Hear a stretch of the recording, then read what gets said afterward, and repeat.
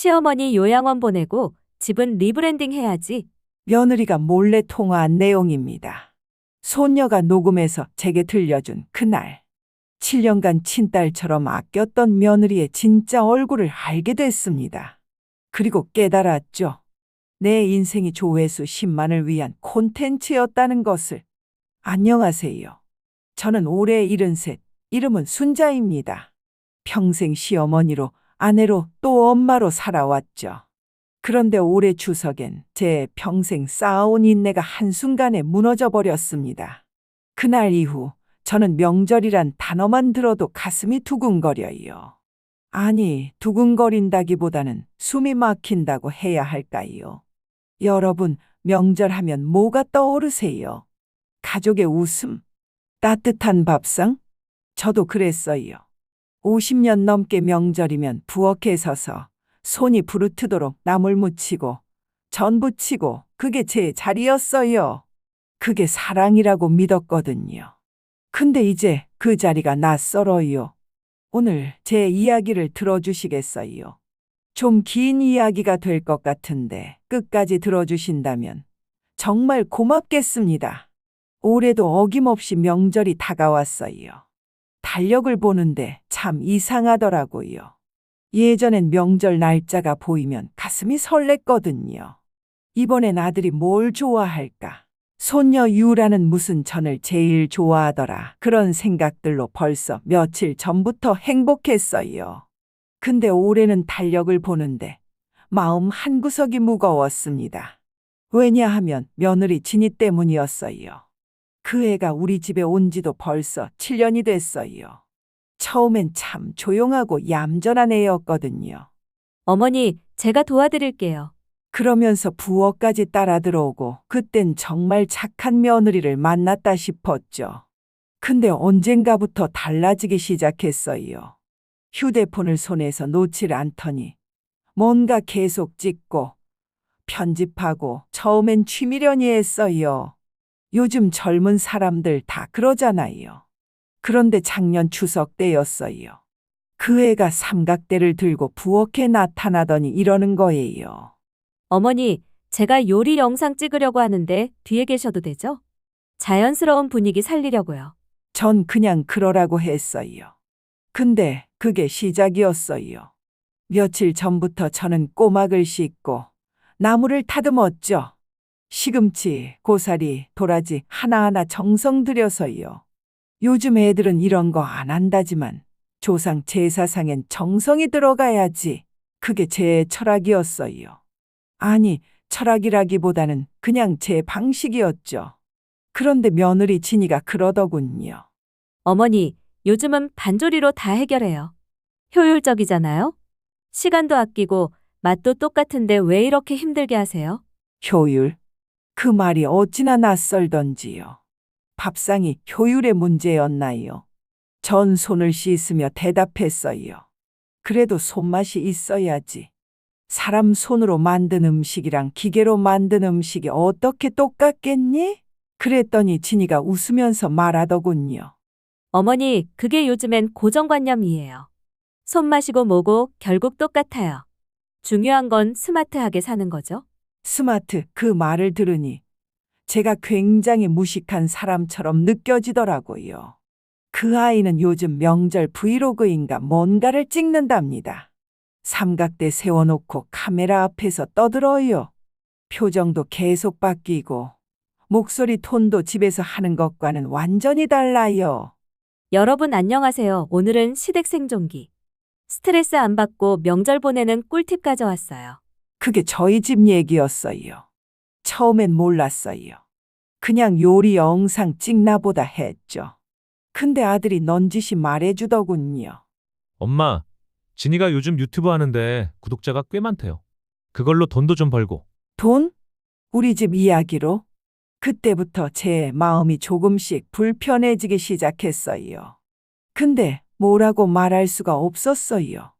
왜냐하면 제가 너무 꼰대처럼 보일까 봐요. 요즘 세상이 그렇다는데 내가 뭘 안다고. 그렇게 참았습니다. 설날 아침이었어요. 새벽 5시에 일어나서 제사상 준비를 시작했죠.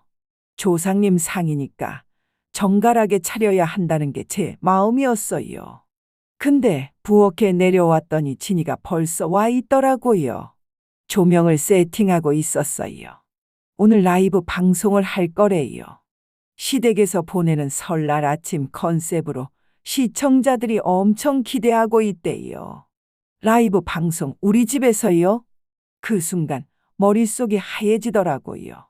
제사도 지내야 하는데 방송은 좀 곤란하다고 했더니 진이는 오히려 전통적인 모습이 더 인기 많다면서 리얼 콘텐츠라고 좋아했어요. 리얼 콘텐츠. 우리 집 제사가 콘텐츠라니요. 아침부터 진이는 바빴어요. 음식을 하는 게 아니라 조명 각도랑 카메라 위치를 맞추느라 바쁘더군요. 저는 그 옆에서 묵묵히 나물을 볶았어요. 시금치를 무치면서도 귀로는 진이의 목소리가 들렸죠. 어머니가 직접 나물 무치고 있다면서 역시 어른들 손맛은 다르다고 떠들더군요. 근데 자기는 이렇게 안 한대요. 자기 방식을 보여주겠대요. 그러면서 진이는 냉장고에서 반조리 나물을 꺼내더니 전자레인지에 돌렸어요. 이렇게 하면 5분 컷이고 1시간씩 안 서 있어도 된대요. 효율 최고래요. 그 말을 들으면서 제 손이 떨렸어요. 1시간? 아니에요. 전 3시간 넘게 서 있었어요. 도라지 껍질 벗기고 고사리 삶고 시금치 데치고 그게 그냥 1시간이었나요? 그리고 진이가 저한테 시어머니 코너를 넣을 거니까 한 말씀만 내달래요. 명절은 역시 손맛이죠. 이렇게만 말해달래요. 전 말문이 막혔습니다. 내 손맛이, 내 인생이 이제 영상에 팔려 나간다는 생각이 들었어요. 그래서 조용히 말했죠. 이런 거 하지 말자고. 명절은 장사가 아니라고요. 그랬더니 그 애가 웃으면서 대답하더군요. 근데 그 웃음이 참 차갑더라고요. 시대가 바뀌었다고 자기도 살아야 한대요. 맨날 시댁에서 공짜로 일만 할 순 없다고요. 공짜로 일? 그 말이 가슴에 꽂혔어요. 그럼 제가 50년 동안 한 게 공짜 일이었나요? 그 말 참 이상하게 들렸어요. 살아야죠. 그 말이 왜 그렇게 싸늘하게 들리던지요. 그때 문득 제 젊은 시절이 떠올랐어요. 23세 시집와서 시어머니 모시고 남편 뒷바라지하고 아들 낳고 키우면서 단 하루도 제 시간이 없었던 삶. 특히 아들이 중학생 때였어요. 남편이 사업 실패하고 빚쟁이들이 집에 들이닥쳤을 때 전 새벽 4시에 일어나서 파출부 일을 나갔어요. 남의 집 화장실 청소하고 걸레질하고 그렇게 번 돈으로 아들 학원비 보내고 교복 사 입혔죠. 아들이 물었어요. 엄마는 왜 이렇게 사냐고요. 전 웃으며 대답했어요. 엄마는 괜찮다고, 너만 잘 되면 된다고요. 그게 사랑이라고 생각했어요. 손맛도 희생도 인내도 다 사랑이라고 믿었죠. 근데 지금 제 며느리는 그걸 공짜 일이라고 부르더군요. 참, 세상이 이렇게 달라졌나 봐요. 드디어 점심상이 차려졌습니다. 절반은 제가 손수한 음식, 나머지는 진이가 주문한 반조리 음식이었죠. 상을 보니까 참 어색하더라고요. 제가 만든 나물은 소박하게 담겨 있고, 진이가 시킨 음식은 그럴듯한 용기에 포장돼 있고, 진이는 이걸 하이브리드 명절 밥상이라고 부르더군요. 카메라를 다시 켰어요. 왼쪽은 시어머니가 직접 만든 전통 음식, 오른쪽은 자기가 주문한 스마트 음식이래요. 이렇게 하면 명절 음식도 10분 컷이고요. 그 말에 가족들이 어색하게 웃었습니다. 아들은 고개를 숙이고 손녀 유라는 제 눈치를 보더군요. 근데 진이는 계속했어요. 시어머니도 이제 편하게 있으라고. 요즘은 손맛보다 효율이래요. 그러면서 카메라를 제 쪽으로 돌렸어요. 전 아무 말도 못했어요. 입술이 파르르 떨렸죠. 그랬더니 진이가 덧붙이더군요. 우리 시어머니는 옛날 스타일이라 아직도 다 직접 하시려고 한대요. 귀엽대요. 고집도 있으시대요. 귀엽다니요? 그 순간 제 속이 뒤집혔습니다. 귀엽다니요? 고집? 그 한마디가 제 자존심을 산산조각 냈어요. 나는 평생 밥상 하나로 집안을 지켰는데 이젠 옛날 스타일이라며 구경거리로 만들어버리는구나 싶었죠. 그래서 말했습니다. 그 카메라 좀 꺼달라고요. 목소리가 떨렸어요. 근데 차분하게 말했죠. 제발 좀 꺼달라고요. 그 애는 여전히 카메라를 들고서 대답했어요. 이건 자기 일이래요. 이거로 돈 번다고요. 그럼 내 집은 뭐냐고, 너의 촬영장이냐고 물었죠. 그 말이 나오자마자 주변이 조용해졌어요. 아들이 급하게 저를 진정시키려고 했어요. 진이도 그냥 그런 거라고요. 그냥? 그냥이 뭐냐고요. 우리 집 제사상을, 우리 집 명절을 인터넷에 팔아먹는 게 그냥이냐고 소리쳤어요. 제 목소리가 커졌어요. 평생 이렇게 큰 소리 낸 적이 없었는데 그때였어요. 제 손에서 숟가락이 떨어지고 나물이 쏟아졌습니다. 손이 떨려서 그릇을 놓쳤던 거예요. 시금치 나물이 바닥에 흩어졌죠. 제가 새벽부터 3시간 동안 묻혔던 나물이 바닥에. 그 애는 놀라지도 않더군요. 오히려 카메라를 들이대면서 이것도 콘텐츠 될 것 같대요. 리얼하대요. 시댁 갈등 리얼 다큐 대박일 거래요. 그 말을 듣는 순간 제 가슴이 철렁 내려앉았습니다. 콘텐츠? 내 고통이, 내 눈물이 콘텐츠. 그 순간 제 안에서 뭔가 무너져 내렸어요. 마치 50년 동안 쌓아온 성이 한순간에 와르르 무너지는 느낌이었죠. 내가 뭘 잘못한 걸까? 내가 너무 옛날 사람인 걸까? 손맛이 정말 의미 없는 걸까? 머릿속이 하얘지면서 숨이 막혔어요. 가슴이 조여오더니 눈앞이 흐려졌죠. 아들의 목소리가 멀리서 들렸어요. 그리고 기억이 끊겼습니다. 정신을 차렸을 때 전 응급실 침대에 누워 있었어요. 의사 선생님 말씀이 스트레스성 협심증이래요. 정신적 충격이 컸던 것 같다면서 무슨 일이 있었냐고 물으셨어요. 전 대답할 수가 없었어요. 뭐라고 말해야 할까요? 며느리가 제 인생을 영상으로 팔아먹어서요. 라고 할까요? 그냥 고개를 저었습니다. 근데 그날 밤 더 큰 사건이 터졌어요. 진이가 갑자기 아프다며 경찰에 신고를 한 거예요. 시어머니가 상한 음식을 억지로 먹였대요. 자기가 지금 식중독 증상이 있대요. 학대래요. 학대? 전 평생 죄 짓고 산 적이 없는데 그날 경찰 앞에서 죄인처럼 서 있었습니다. 경찰이 물었어요. 며느리한테 상한 음식을 드린 적 있냐고요. 없다고 했죠. 제가 직접 만든 음식인데 그런 적 없다고요. 그럼 왜 며느리가 이런 신고를 했겠냐고 물으시더군요. 전 대답할 수가 없었어요. 왜냐하면 저도 모르겠거든요. 아들은 고개를 숙인 채 아무 말도 못했고 소녀 유라는 구석에서 울고 있었어요. 진이는 카메라를 들고 있었어요. 그것도 몰래요. 나중에 알고 보니 그 장면도 영상으로 찍어서 올릴 계획이었대요. 시어머니한테 당한 며느리의 고백이라는 제목으로요. 그날 밤 저는 다시 병원에 실려갔어요. 이번엔 심장이 아니라 마음이 아팠어요. 하루아침에 가슴이 이렇게 무너질 수도 있더군요. 병실에 누워서 천장을 보다가 문득 생각났어요. 진이를 처음 만난 날이요. 아들이 데려온 그 애는 참 수줍어하고 조용했어요. 인사하는데 눈빛이 참 슬퍼 보이더라고요. 나중에 아들한테 들었어요. 진이는 어릴 때 부모님이 이혼하셔서 친척 집을 전전하며 자랐대요. 그래서 전 마음이 아팠어요. 이 애는 사랑이 필요하구나. 내가 친엄마처럼 해줘야겠다. 그렇게 생각했죠. 명절 때마다 진이 몫의 용돈도 따로 챙기고 생일 때마다 미역국도 끓여줬어요. 진이한테 말했어요. 넌 이제 우리 딸이라고요. 그 애가 울먹이며 고맙다고 했던 게 기억나요. 그땐 진심이었을까요? 아니면 처음부터 계산이었을까요? 전 아직도 모르겠어요. 병원에서 나온 지 며칠 뒤였어요.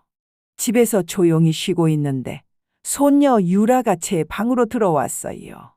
얼굴이 굳어 있더라고요. 유라가 녹음기를 내밀었습니다. 몰래 녹음했대요. 엄마가 전화 통화하는 거래요. 불안한 예감이 들었어요. 녹음기를 틀었습니다. 그 안엔 며느리의 목소리가 담겨 있었어요. 또렷하게요. 이번 건으로 조회수 대박 날 거래요. 시어머니 요양원 보내고 집은 리브랜딩 한대요. 시댁 생존 브랜딩으로 협찬도 들어올 거래요. 경찰 신고한 것도 다 영상 찍어뒀대요.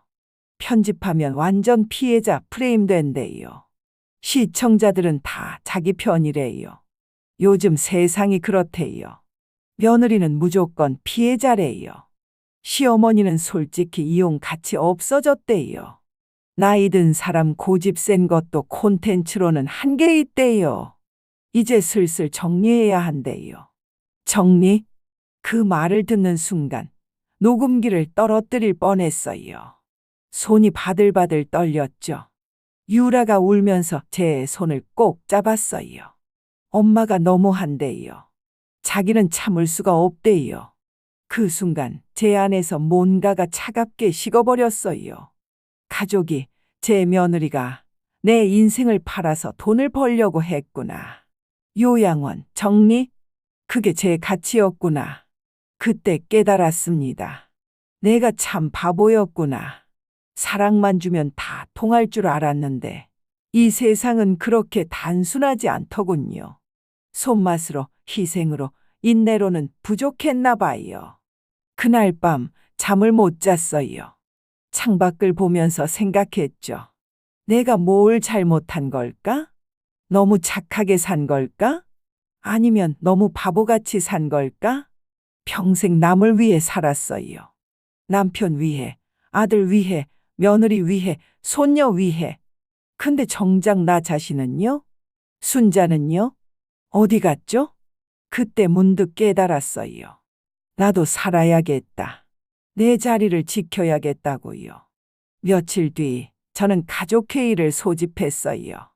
아들과 며느리 그리고 손녀까지 모두 거실에 앉혔죠. 친이는 여전히 당당했어요.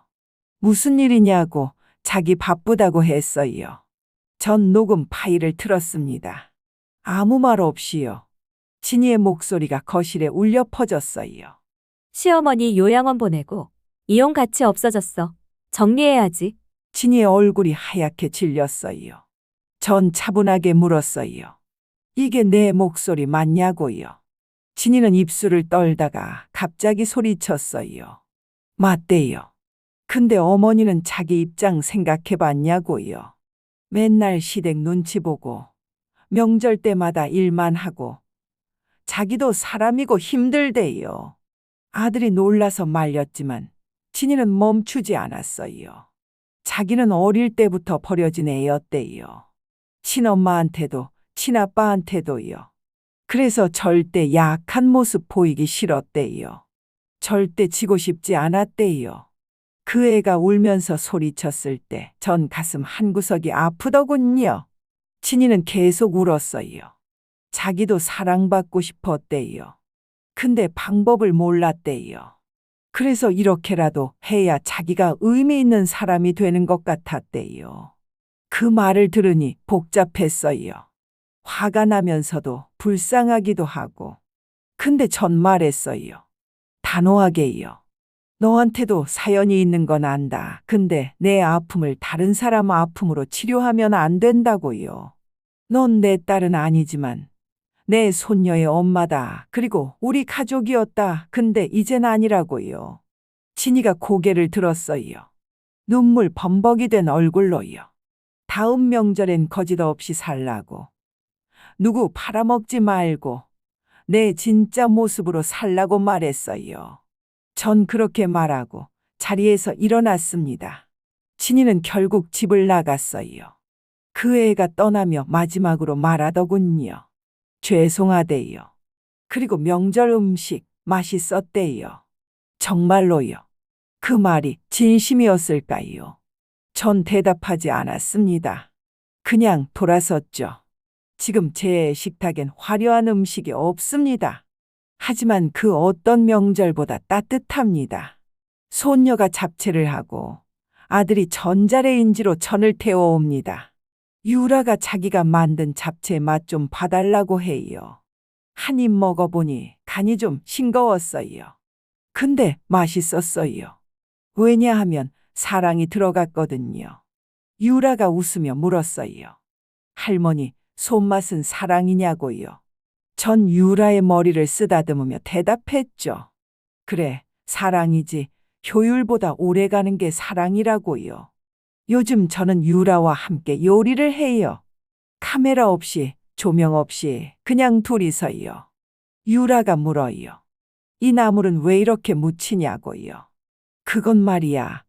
물기를 꼭 짜야 간이 배거든. 그리고 참기름은 마지막에 넣는 거야. 향이 날아가지 않게 해야 한다고 알려줬어요. 유라의 눈이 반짝였어요. 와, 그런 거였냐고. 신기하대요. 그 눈빛을 보면서 생각했어요. 아, 이게 손맛이구나. 사랑을 전하는 방법이구나. 이제 저는 명절이 무섭지 않습니다. 아니, 오히려 기다려져요. 누가 뭐래도 저는 다시 제 자리로 돌아왔거든요. 며느리의 말대로 시대는 바뀌었지만 가족의 마음만큼은 변하지 않아야 한다고 믿어요. 효율도 좋죠. 편리함도 중요하죠. 근데 그것보다 더 중요한 건 마음이에요. 정성이고요. 혹시 이 방송을 들으시는 시어머니들 그리고 며느리 여러분, 명절이 전쟁이 아니라 서로의 마음을 확인하는 날이 되길 바랍니다. 손맛이 꼭 직접 만든 음식일 필요는 없어요. 마음이 담긴 음식이면 그게 손맛이에요. 반조리도 괜찮아요. 근데 카메라보다는 가족의 얼굴을 먼저 봐주세요. 조회수보다는 가족의 목소리를 먼저 들어주세요. 그리고 며느리들에게 하고 싶은 말이 있어요. 시어머니도 사람이에요. 늙었다고 옛날 사람이라고 무시하지 마세요. 우리도 젊었을 때가 있었어요. 우리도 사랑받고 싶어요. 그리고 시어머니들에게도 하고 싶어요. 며느리도 우리 딸이에요. 완벽하지 않아도 괜찮아요. 손만 못 내도 명절 음식 못 만들어도 그 아이를 사랑해 주세요. 오늘의 사연 들어주셔서 고맙습니다. 저는 이제 따뜻한 밥 한 그릇 지으러 갑니다. 내 손맛으로요. 아니, 내 사랑으로요. 여러분도 오늘 사랑하는 사람과 밥 한 끼 드세요. 그게 제일 맛있는 손맛이니까요. 안녕히 계세요.